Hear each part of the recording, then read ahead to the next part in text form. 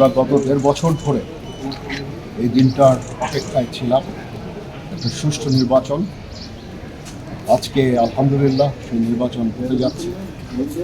সকাল থেকেই সারা দেশে অত্যন্ত শান্তিপূর্ণ অবস্থা বিরাজ করছে এবং ভোটের একটা অনুকূল পরিবেশ বিরাজ করছে। আমি সকালেই খুব খবর নিয়েছি সারা বাংলাদেশে কোথায় কী হচ্ছে। আমার কাছে যে খবর সেটা হচ্ছে যে অত্যন্ত শান্তিপূর্ণভাবে নির্বাচন চলছে।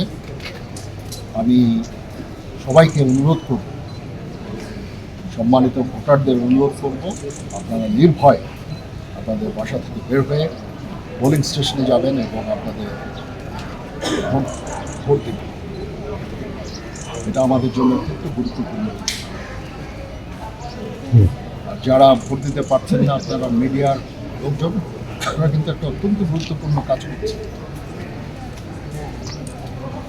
সারা দেশের পরিস্থিতি জনগণকে জানাচ্ছে, জনগণ আশ্বস্ত হচ্ছে এবং তারা এই ভোট দিতে যাওয়ার জন্য উৎসাহী হচ্ছে। সবাই ভালো থাকেন। ইনশাআল্লাহ আমরা একটা সুষ্ঠু নির্বাচন সম্পন্ন করতে সম্ভব। আল্লাহ হাফেজ। Thank you.